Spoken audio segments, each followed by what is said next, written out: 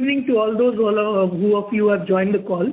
I hope all of you, your friends and family are keeping safe and healthy.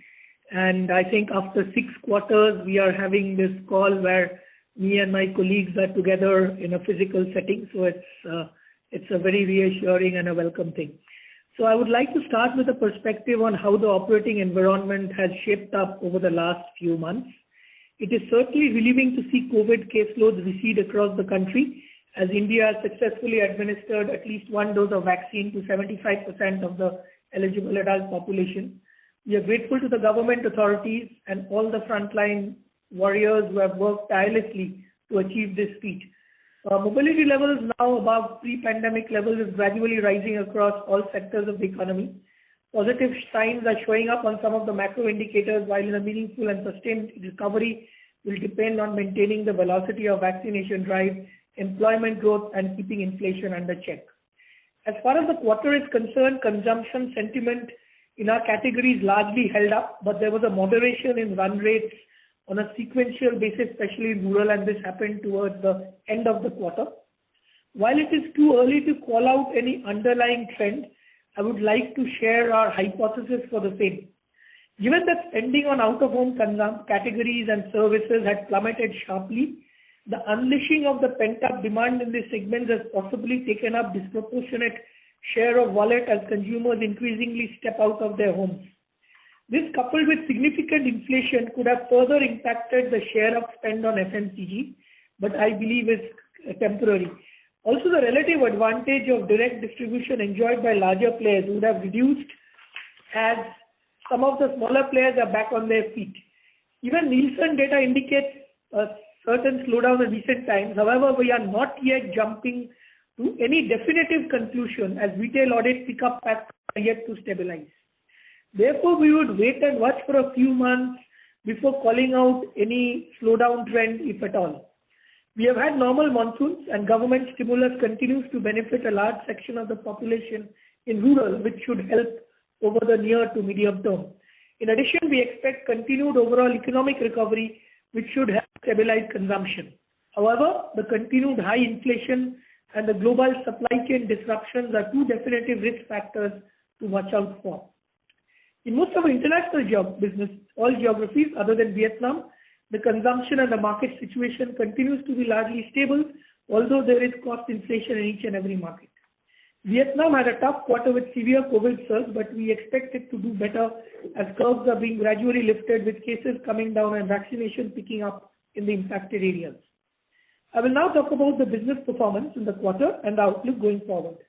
In Q2, consolidated revenue from operations grew by 22% with an underlying volume growth of 8% in the domestic business and a constant currency growth of 13% in the international business.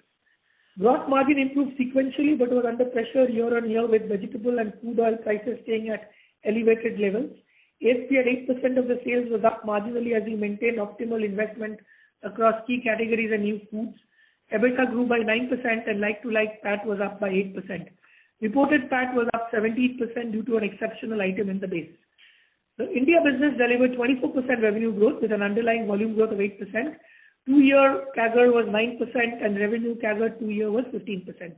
We continue to gain market share in more than 90% of the portfolio on a MAT basis, and we also showed sequential market share gain in this same segment of the portfolio. GT was stable with rural staying ahead of urban. The alternate channels grew in double digits, although the exponential growth rates of e-commerce has slowed down to some extent with part of the demand shifting to modern trade, which is showing signs of recovery and slowly going back to pre-COVID levels. CSD recovered sequentially on a year-on-year basis. Parachute coconut oil registered 7% volume growth and market share gain of 180 bps in the rigid packs on a MAT basis and also gained sequentially. Copra prices have corrected sequentially with the supply outlook improving. Prices are expected to be in a narrow range. Owing to this scenario, the brand is proactively in passing on value to consumers through practical consumer offers. We expect copra prices to be largely range bound in the balance half of the year, and therefore I think on the margin situation on Parachute we are very comfortable. As we drive penetration in both core and non-core markets, we expect to grow volumes in the range of 5 to 7% over the medium term. In the Saffola franchise comprising edible oils and foods, We delivered a 46% value growth year-on-year. Saffola edible oil has a muted quarter on a strong base of 20, mainly due to trade destocking in response to volatility in edible oil prices. There was significant expectation in the first 2 months of the quarter of prices coming down, which never happened, and that led to a trade destocking. In addition to that, I think the lower in-home consumption as the economy opened up. Vegetable oil prices remain at high levels. The import duty correction has not yet reflected in the prices, but we expect some correction in the coming quarters, but it is also linked to the crude. And as you know, that crude continues to reach higher levels every day. Saffola Foods grew about 70% with base oats growing at 36% and the recent launches scaling in line with expectations. Saffola Honey is tracking in line with expectations and should exit the year at 100 crore run rate. Saffola Meal Maker Soya Chunks has exceeded aspirations so far and is gaining penetration in key markets of North and East. It's now got a 20% market share in modern trade and also doing well in GT. However, Nielsen doesn't capture the market share in GT. It is well poised to scale up further next year. Saffola Oodles is also scaling up well in GT and MT and is regularly featuring among the top 5 bestsellers in the pasta and noodles category on Amazon. We have taken learnings from the erstwhile Chavan Amrit and relaunched the new Chavan brush with a new mix in time for the forthcoming season. Broadly, we are well set to deliver the 500 crore aspiration in foods this year. Value added grew 16% in value terms, largely on volume. The portfolio is consolidated with 27% value share and 37% volume share, with a market share gain of 40 bits on a MAT basis and some sequential gain versus previous quarter. Mid and premium segments showed stronger traction while maintaining our presence in the bottom and the mid segment of hair oils. We aim to sustain the double-digit value growth momentum over the medium term by focusing on expanding value share ahead of volume share by driving a richer mix and participating meaningfully in the premium segment through innovation. The premium personal care portfolio had its best quarter since the onset of the pandemic. Livon Serums is now well ahead of pre-COVID run rates. Male grooming is steadily recovering. Beardo and Just Herbs do track well in line with internal targets and acquisition assumptions. We remain positive on the growth prospects as discretionary consumption and out-of-home activities are picking up. Moving to international, Bangladesh had a stellar quarter with 16% constant currency growth. The performance of baby care and natural shampoo ranges along with core hair oils portfolio continue to strengthen the diversification journey. The Southeast Asia business declined by 2% in constant currency terms. The lockdowns in Vietnam hit the home and personal care category while foods benefited from the in-home consumption tailwind. MENA business grew 20% on a low base. We have forayed into hair oils in Egypt and foods in Middle East, thereby expanding the total addressable market in the region and boosting medium-term growth prospects in MENA. South Africa had a stable quarter driven by the healthcare portfolio, and the new country and export business recovered well on a low base. While the demand trend in the near term could be slower, we are certainly moving in the right direction in terms of our strategic priorities that will be key in establishing a sustained, broad-based and profitable growth trajectory over the medium term. We are not seeing any roadblocks even in the near term on our portfolio diversification journey in India, and the foods and the digital-first premium personal care portfolio are making healthy strides along with rapid recovery of our discretionary portfolio. Likewise, the diversification journey in Bangladesh will continue to trend very well in the coming quarters along with some new green shoots of growth in other international markets. Our number one priority is to strengthen the core power brands and drive premiumization journey across portfolios through innovation and infuse new journey in our brands through renovations from time to time. Right pricing will continue to be a key factor in our core portfolio to ensure volume growth. We will also continue to explore TAM expansion with our power brands. We are doing a great journey in Saffola in India and Parachute Advance in Bangladesh, and we will continue to explore these in other markets. Secondly, we are enthused by the tremendous opportunity in value-added foods, immunity and nutrition.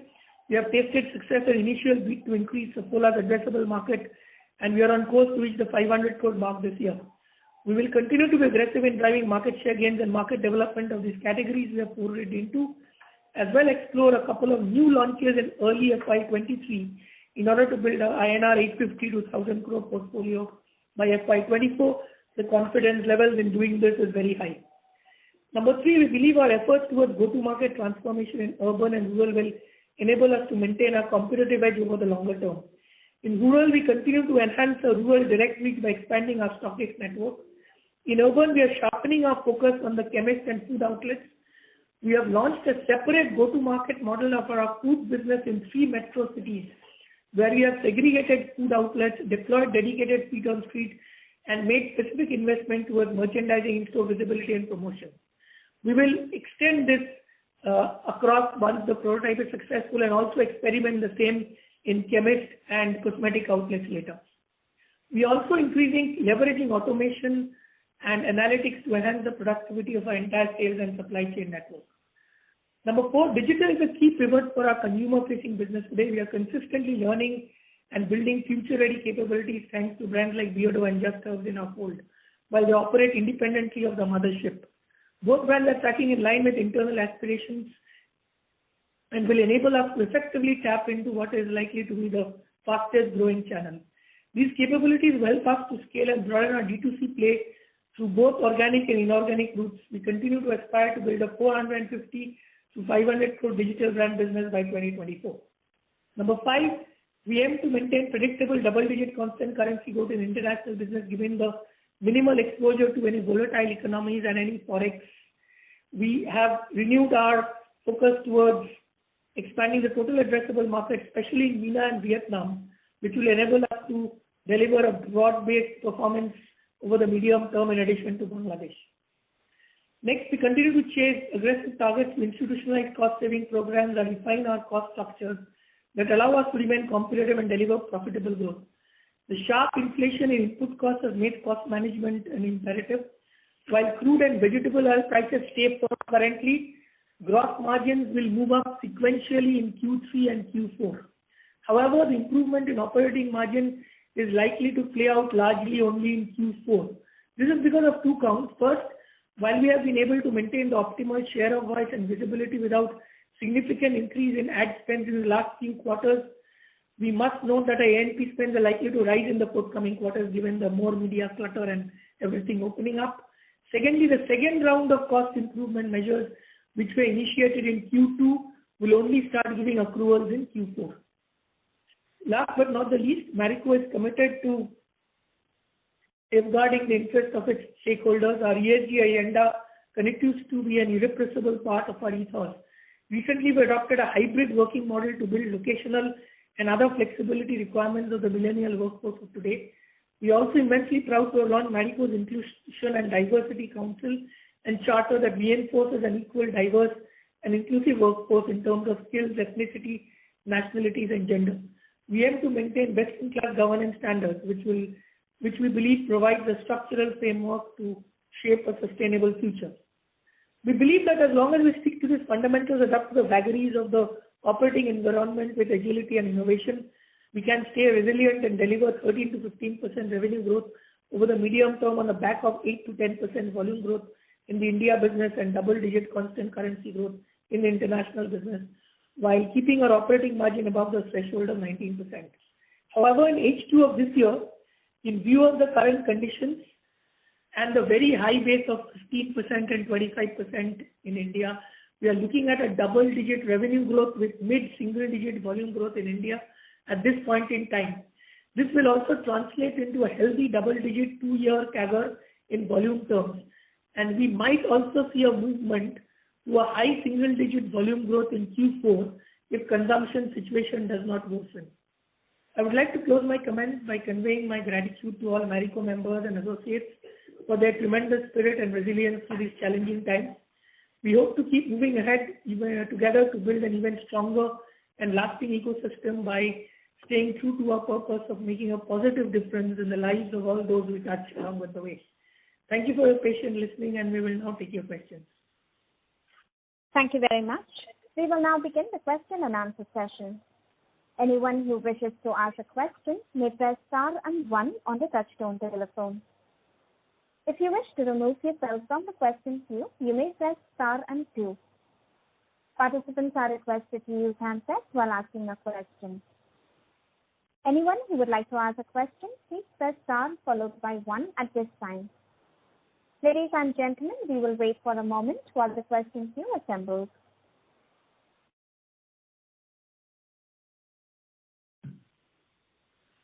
The first question is from the line of Percy Panthaki from IIFL. Please go ahead.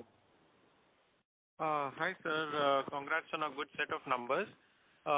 Just one data point. First, can you give some idea on what is the volume growth for Saffola Oils business? And it's very muted.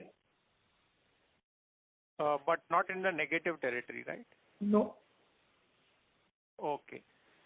Secondly, just wanted to understand in the digital brands, we have only one brand of material scale, which is Beardo. The others are really very small. So what really gives us confidence that we can go to that 400 to 500 mark? I understand it's good to have a vision or ambition, but at this point of time, what is the level of confidence of achieving that vision or ambition? Just like you said in foods, 850 to 1000 seems like there is a high level of confidence. How would you rate your level of confidence in the digital brands reaching that target? So just to give a perspective, yes, you are. So Beardo is going to exit at 100 crores. Now, if you look at even Just Herbs, it will get into a reasonable high scale, and therefore, I think what we will able to share is our exit run rate in Q4. So once we have a certain internal aspiration to a certain milestone to bridge. And I believe if we reach that and we have a reasonable amount of confidence there, I think that should be able to give the confidence to the external world in terms of that ability to reach that 450 to 500. But as the things stand now in terms of sequential growth, Just Herbs will get scaled by the end of the year. Okay. And lastly, can you give some idea on the moving parts on your EBITDA margin going ahead in terms of either any pricing actions that you would need to take, the cost environment, ad spend already you mentioned will go up. So what would be the moving parts, if you can discuss these 2 or 3 moving parts, as well as some idea on the overall EBITDA margins at the console level? So let me just give you a broad perspective. Now, the first thing is when it comes to cost, as I said, that copra is under control and we believe it is going to be range bound. Now, as far as edible vegetable oil is concerned and crude, it's a very difficult one to guess. And we believe that the earliest softening that can happen could be, it will take a quarter or so at least, and it will only, we can see some visibility in Q4. As regards some of the, as I said, that we were expecting some softening in Q2, but when it didn't happen, we initiated one more round of cost measures, which obviously, as you know, last year we did structural changes into 150 to 200 crores of cost, which we have taken out. Now we have done the second round, we have started, but while we have visibility of those measures, I think we are going to accrue those only in sometime in Q4. So therefore, while you will have a sequential, as you know that there was I think a 140 basis points improvement in gross margin, you will see sequential improvement every quarter from now on, especially the fact that copra is reasonably under control. The EBITDA margin improvement you will start seeing in Q4 because we believe that there could be at least 100 basis points plus increase in A&P. As you know that as the market has opened up, plus you have IPL, you have T20 World Cup, you have the season, to maintain the certain SOV, the ad spend have to go up, and plus we are also started spending on the discretionary part of the portfolio and also because things have opened up. So given the fact that we'll be spending higher on A&P, the EBITDA margin improvement you will see, while the gross margin every quarter you will see a sequential improvement, the large part of the EBITDA improvement will happen in Q4 onwards. And the visibility of the cost improvement project which we started in Q2, we already have a visibility of that, but the accrual will start sometime in Q4 only. Okay, sir. Got you. And overall EBITDA margin guidance remains unchanged for us? Yeah. So I think obviously, as I said that there will be no improvement right now, but once in 4 it will start improving, and the medium term EBITDA margin guidance of a threshold of 19% remains unchanged. Okay. Okay. That's all from me. Thanks. Thank you. The next question is from the line of Vivek Maheshwari from Jefferies. Please go ahead. Hi. Good evening, Saugata. Good evening, Pawan. Hi. Couple of questions. So first is on, Saugata and Pawan, on the disclosures. I mean, if there is one thing consistent in FMCG or staples is, your disclosure. Now, when I look at, and that has been the case for, let's say, 15 or probably 20 years. Now, last quarter you discontinued, let's say, Saffola volume growth. This quarter you have discontinued VAHO volume growth. What is the sudden thought process, change over here, and what is it that we should expect as we go forward? So thanks Vivek for giving this up. It's not that we are sort of cutting down on disclosures or transparency, and there are specific reasons as to why we are not giving certain things in the public domain. Let me first talk about VAHO. If you look at in VAHO portfolio, there is a significant delta currently in terms of our volume and value share. And to bridge this gap, we are internally moving from volume targets to value targets as key performance metrics. So this is a step in towards driving premiumization in the portfolio. And thus what we are doing is we are aligning our external communication in line with our internal management KPIs. And moreover, let's say there is not much of a difference in volume and value in VAHO, and that is the reason we thought it's better to just stick to a value reporting. Saffola, in fact, we have discussed in the last quarter also.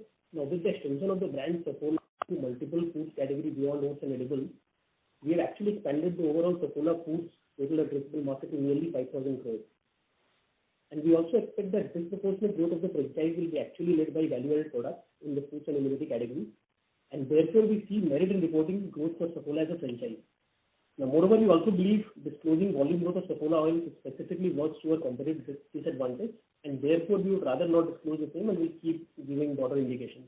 So that is the thought process. I think apart from that, if you look at our disclosures, it will still remain top quartile in the sector, and we stick to that. And I think just to add, I think we did a net revenue management exercise in the organization last year where we have now changed the KPIs. And one of the things which we realized is that obviously premiumization in VAHO has to play a role. And so what we have done is the internal KPI in which the management is measured is now going to be value growth. We have just aligned it. And I don't think you will see any more changes from there because we have just done the alignment.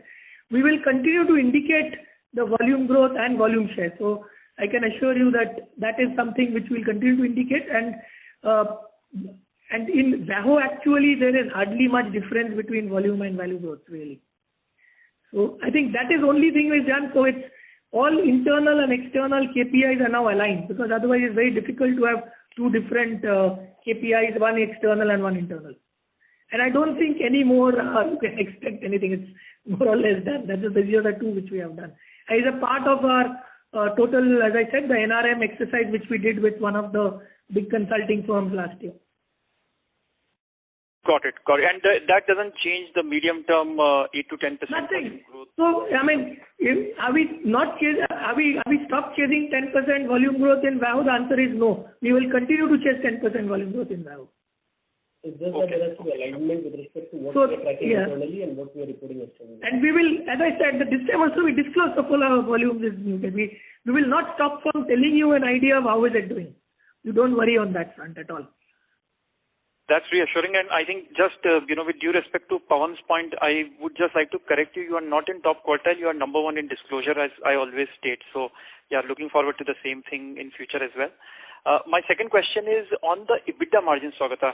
When you say that fourth quarter will show up, some of those benefits, the measures that you have taken, but is that also because of base issue? Because, last year when I look at your fourth quarter margins, those were at about 16% at EBITDA level.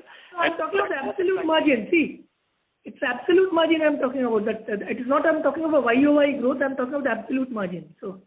Okay. So the other reason you must realize what is happening is it's also the denominator effect which will also start neutralizing. When you have high inflation, the denominator goes up and therefore if it's inflation-led top-line growth, the margin automatically reduces in percentage terms. So I think that also will get neutralized. And as I said that, and we are also expecting that I think someday the crude and vegetable oil will also start stabilizing. No? right now we are facing 3 challenges, let me tell you, out of which one is crude, which is having a thing on LP and packaging, and vegetable oils. Thankfully, we have a minor issue, and I'm sure other brands in personal care globally will face a bigger challenge. So we have a similar situation like semiconductors on silicones because of the energy crisis in China. There is neither silicones, and silicones have gone in 100%. Now, fortunately, we only use it in serums. We don't have much shampoos and other categories, in personal care. So it's getting one after another hit. So we believe that if I look at even vegetable oils, the crop across the world has been good. So unless, and right now the inflation is led more by crude, but as you know that if crude prices go beyond $65 to $70, then there is a diversion into, vegetable oils and, in crude. In terms of petrol, they add 10% to 20%. So I think that is supporting. But in terms of the output of the crop, which has happened, whether it's in LATAM or Europe, the crop is decent. So we expect that veg oil someday to correct sometime in Q4. We are expecting the correction in Q3.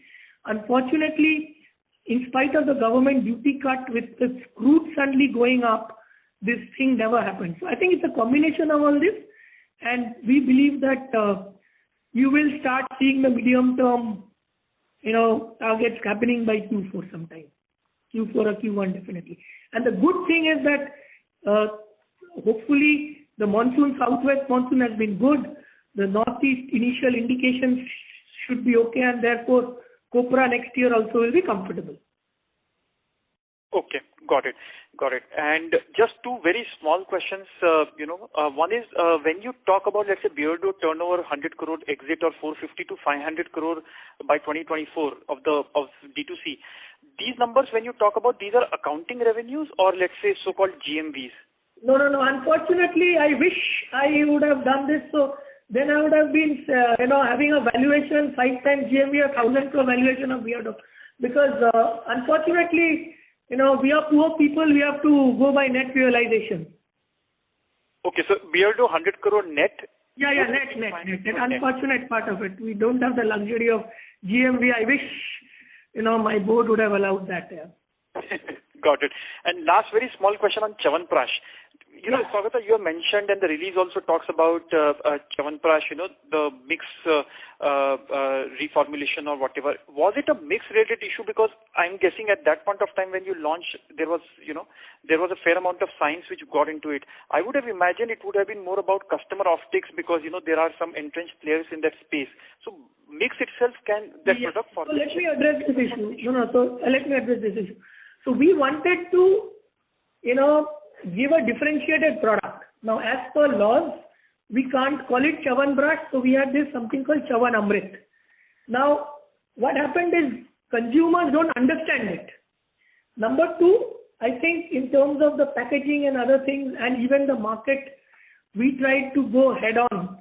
And now I think we have a different strategy. We believe that, if you look at, I'll give you an analogy. I think, in terms of, it's a little modern Ayurveda. Saffola is a modern brand, and what has happened post COVID is that earlier the significant dominant consumption was in the Hindi heartland of this category, but post COVID, and which has stayed on, although the growth rates of these categories have gone down, there is now adoption of this category in West, South, and amongst higher LSM consumers. And this is where Saffola comes in, and if you see this packaging is differentiated, it's far more modern, it's not, and we believe that given our experience in honey, for example, in honey, we still have 20% plus share in e-com. We have 10% share in modern trade nearly, and therefore we know how to play these categories in these 2 channels. So I think we started off trying to do GT in 1 or 2 markets. I think we have completely revamped this strategy. And we believe by doing this, we are actually, our resource allocation and our, channel strategy is far more focused, which is our strength as opposed to places where we don't have a right to win. And I believe, and these channels now have a critical mass, which didn't happen when COVID had just started. So let's wait and watch. And as I said that I think we have done 4-5 things in food. As you know, new products, you have a certain success rate, and therefore we have to have the appetite of some failures, But Sure. I think we are determined to make it a success. So I think the resilience in the team, and I think our ability to do foods has, I think, improved by at least 10x times. So even if we fail, we stumble, we will get up and start running again until we get the success. Right. On that note, thank you and wishing you all the best to you as well as your team. Thanks. Thank you. The next question is from the line of Prakash Kapadia from Anived Portfolio Managers. Please go ahead. Yeah, thanks for the opportunity. A couple of questions from my end. On VAHO, despite the low base growth, seems to be slightly on the lower side. Is it fair to assume with opening up of work, offices and the entire unlock, this should grow at a much faster pace in the coming quarters? I think, see, the base is 4%, and I think you have to look at from a run rate basis, and I think on the run rate basis, it's, I think, fairly, so I don't see any, so there has been a double-digit volume growth, and as I said that out of the 16%, largely it has been volume growth led, which is a double-digit volume growth. So I think we are tracking sequentially fair, and I think what is most encouraging, it's a broad-based growth where some of the mid to premium brands have also started showing growth. And as you know, historically, between 2018, 19 to 20, we had growth largely led by BOP and Shanti Amla, where we had a issue with some of the other brands. Now, all the brands, it's a pretty broad-based growth. I think so. I believe that we still have a task to do at the top end, which is hair fall and other premium end. But that is something we are determined to do, because that will start, bridging that volume and a value share gap. So I don't think in terms of a run rate, there is any concern as far as the value-added hair oil is concerned. And as I also alluded to it, if you look at all HPC categories, especially in rural, it has shown some kind of a slowdown, especially in August, September, and this is the data Nielsen also, which is showing in rural slowdown in all HPC categories, slightly less in food. Right. And you mentioned, about some of the cost initiatives which will show up in Q4. Can you quantify a number for FY22 and which are the areas? No, it's not possible. I think we are looking, as I said, that we keep on looking at cost. It's as I said, that it is a very, very institutionalized approach in our organization. And I think, as I had told you, between the last 18 months, we had taken anything between 150 to 200 crores out. Because if you look at the inflation is anything between 600 to 800 crores, if you add everything, that's the kind of inflationary hit we have had. In spite of that, I think we are holding on reasonably well, and that is because we have had these things. To be frank, we never thought that there'll be one more surge of inflation, which is crude and vegetable oil led in Q2. When it started happening in August, we have started a series of measures. We have the visibility of those initiatives, but since some of them take time, it will start accruing in Q4. But as I said, that will take care of, while in Q3 the sequential margin growth will get neutralized by the sequential gross margin neutralized by A&P. In Q4, these measures, along with the sequential gross margin growth, gross margin movement, will actually lead to a leg up in EBITDA margins in Q4. Understood. And lastly, we've always maintained, taking calibrated price increases and, focuses on maintaining volume growth and market share. On the domestic business, given whatever has happened on the input side, what kind of a price hike would have we taken at a domestic portfolio level, if you can share a number? So if you see the volume value difference is 8 and 24, so the price factor is 16%. Obviously, it varies from brand, like in Saffola, it has been as high as 50% almost. Okay. And just one data keeping question, what could be the capex for next year? We can take it in the range of about 150 odd crores. Okay. Thanks. Thank you. All the best. Thank you. Thank you. The next question is from the line of Arnab Mitra from Credit Suisse. Please go ahead. Yeah, hi. Thanks for taking my question. My first question was actually on Saffola edible oil volume. So this quarter's muted volume growth, as you mentioned, in your assessment, how much of it could be due to the trade destocking issue? Why I'm asking it is, you from ever since the pandemic started, you've had 6-7 quarters of very high growth. Do you see this as a situation which could last for many quarters as you kind of as people go back to their normal life, or is it a lot more to do with the trade element of component of destocking? So I will let me just give you a flavor of it. The STRs in trade has definitely come down around 3 to 4 days. Okay, and as you know, edible oil, the STRs anyway are thin, so percentage STR reduction is significant because people don't keep more than 7 to 10 days stock in because the reason is they were anticipating every week that there'll be a fall. Okay. The second thing that has happened obviously is, in terms of the channel mix in the where e-com and modern trade, while modern trade growth in Saffola has not got compensated because e-com has come down, and I think a significant portion of the economy opening up, we believe that the total consumption in at high LSM households, which are Saffola consumers, have gone down.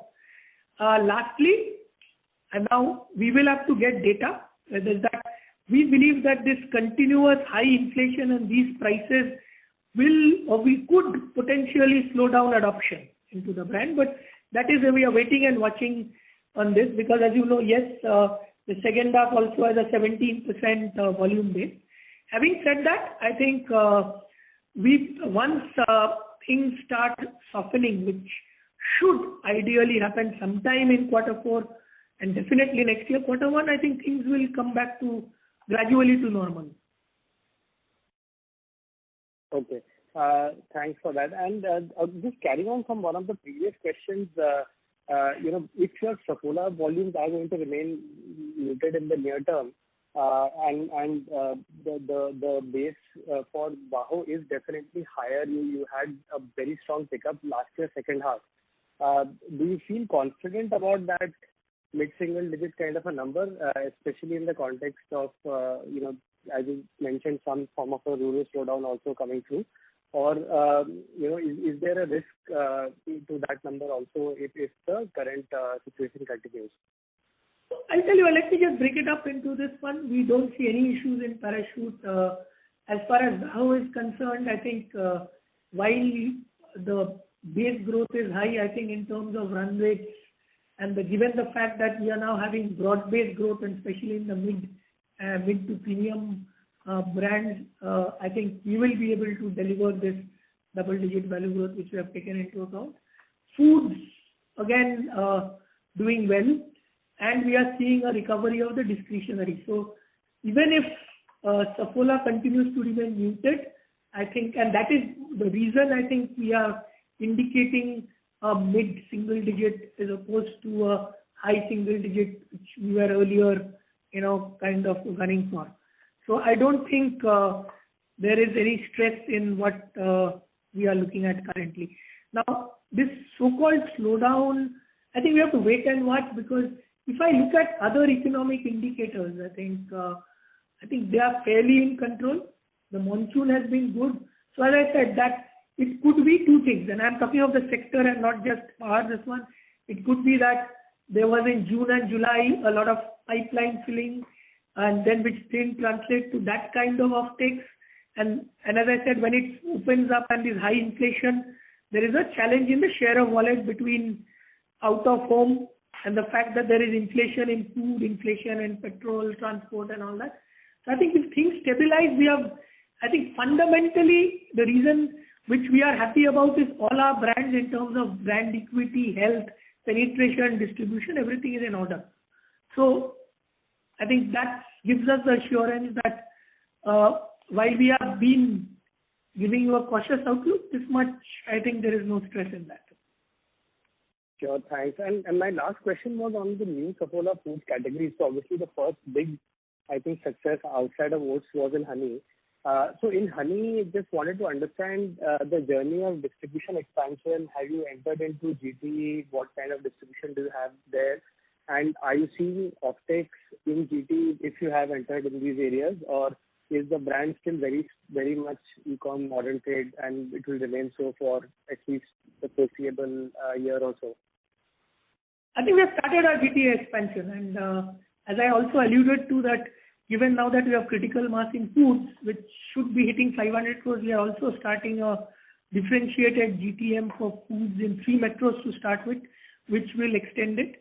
And I believe in the high weighted D outlets today, honey is present, and we hopefully we should be able to, now the next growth will be through GT, because I think we have had significant gains in both modern trade and e-com.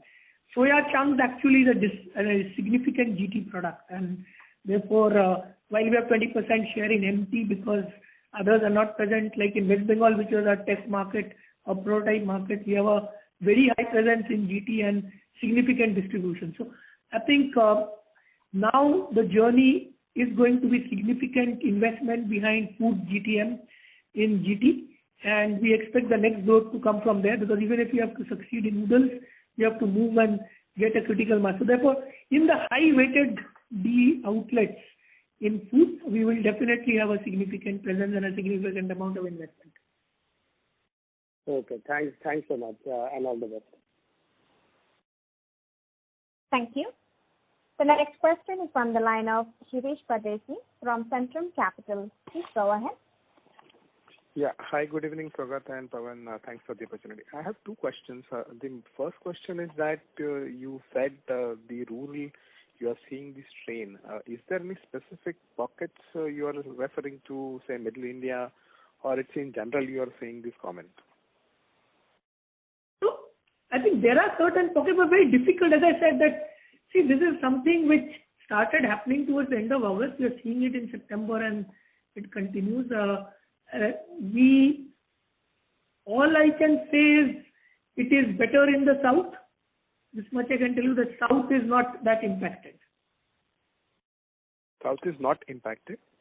No. Relative, at least for us. And that's why I said no, that we don't see any stress in parachute at all. Okay.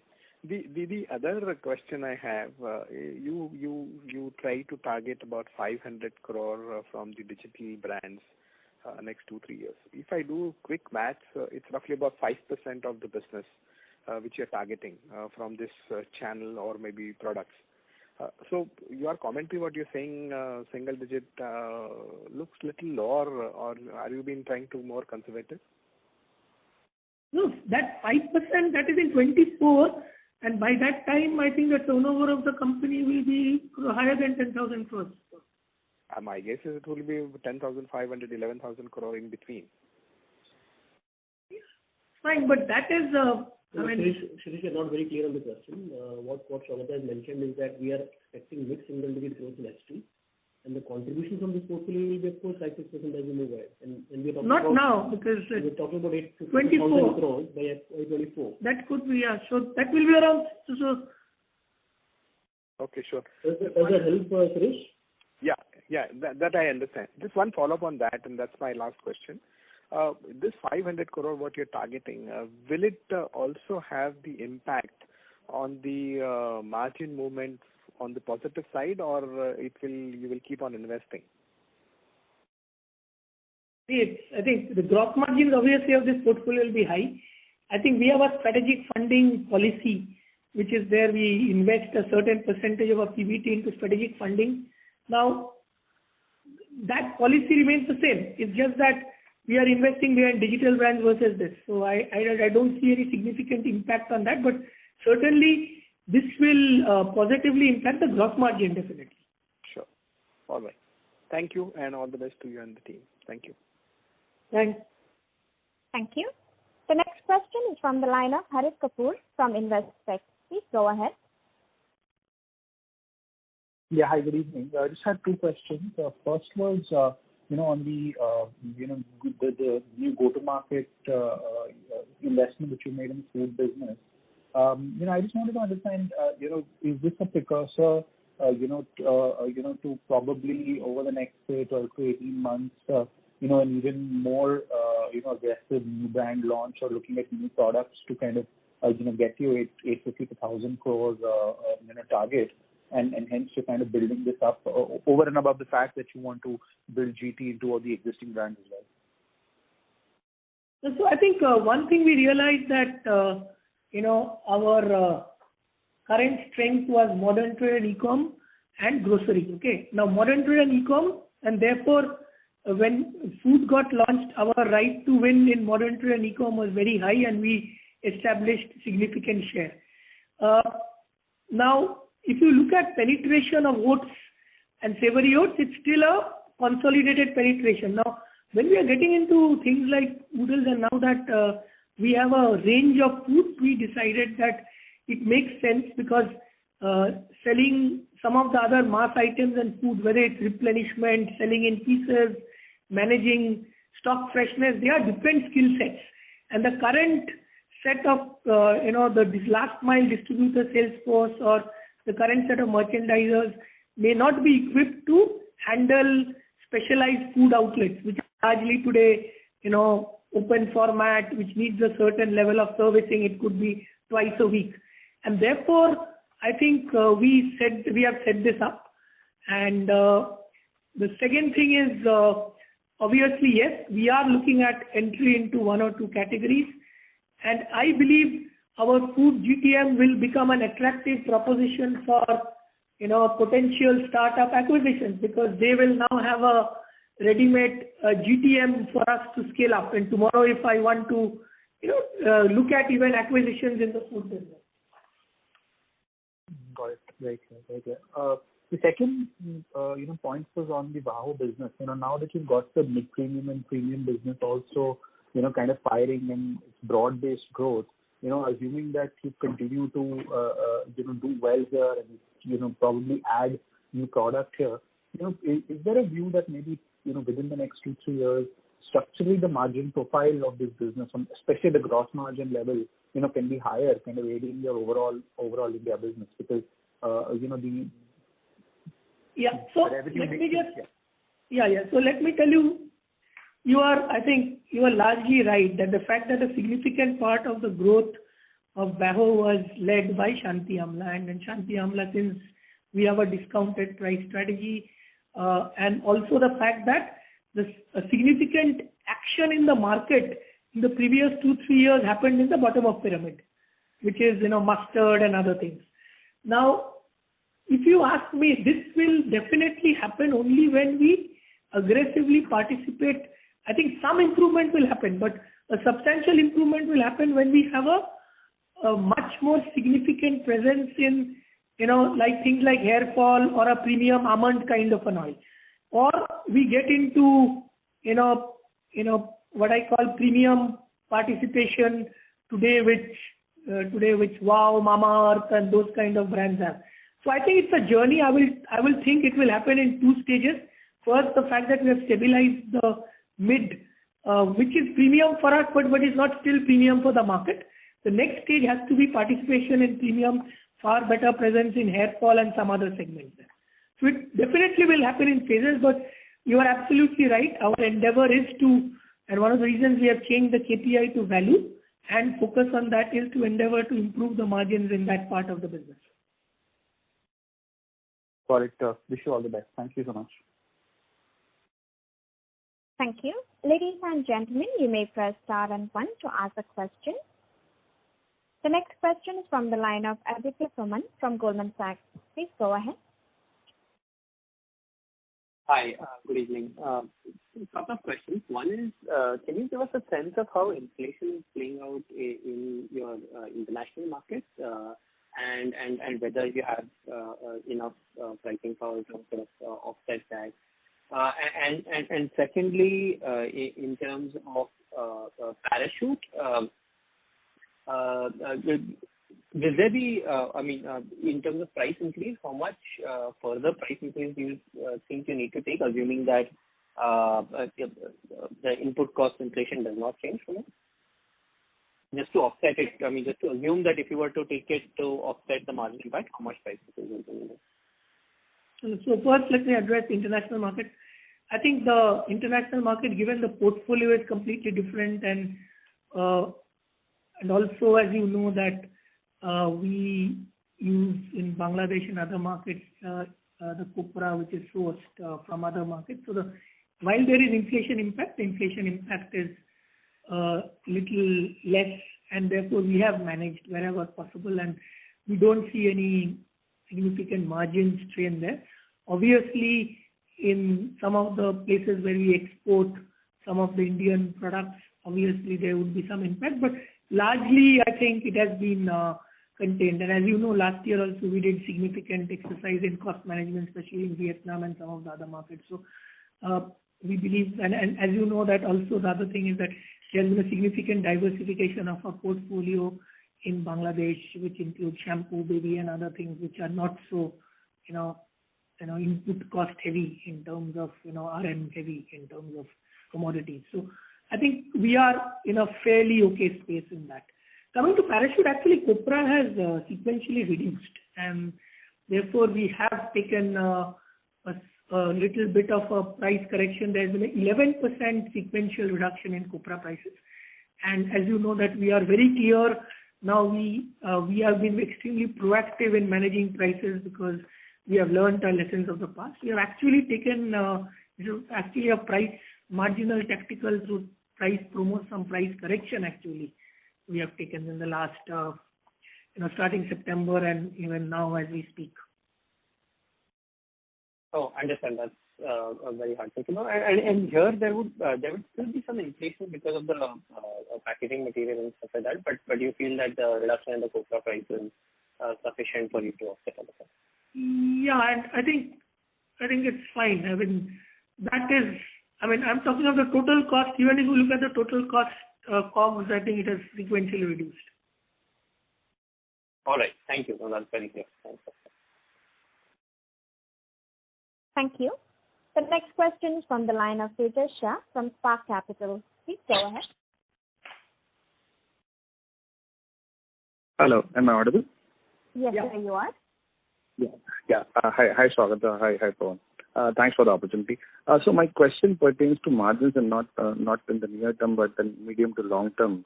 And then this is led by the mix change which may happen based on our thrust on increasing trust, at least what I'm picking up the last couple of calls on the food part of the portfolio. Do you see that as the personal care bias comes down in the portfolio, there will be a volatility also increasing, and to the margin profile at the company level also might change as we go along on this path? I think the way to look at it is, I think two elements of it. In the medium to long term, the food portfolio will certainly have an accretive gross margin compared to Saffola edible oil, and therefore, as and when the dependence on food keeps on increasing, the overall Saffola growth, the overall Saffola blended margin will increase. The second thing is there are two other drivers of growth. One is we have talked about the premiumization of hair nourishment, and increasingly in VAHO we want to look at value growth. Secondly, if I look at the digital business we spoke about, which will have a higher gross margin. And thirdly, I think we believe now that the COVID thing has stabilized to a large extent, some of the drivers of growth which was stagnating, which is male grooming, serums and other part of the business will also start growing. So if I look at the delta of top line, coming from these versus food, they are more or less aligned, and therefore the blended margin we don't see. In fact, we believe actually the blended gross margin will improve because we are reducing our dependence on commodity driven which is, or pricing driven ones, which is basically Parachute coconut oil, Saffola and Shanti Amla, which is a price point driven brand. So these three, the component proportion of these three to the total sales will actually come down. And our problem, as I said, that therefore that will also ensure that the volatility is slightly lower. Very clear, Saurabh. Second question on digital first brand portfolio. So today when we look at the portfolio, it is again personal care heavy. So is that platform not suited for food launches or D2C experiments there, or as of now we are consciously focusing on one part of the portfolio only?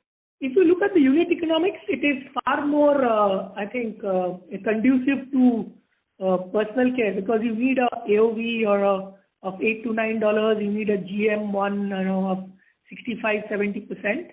65-70%, and therefore, and because you need a high ACoS, ACoS is usually 100% in year one for any successful D2C brand, collapsing to 80 and 50. So with this kind of unit economics, it's very difficult.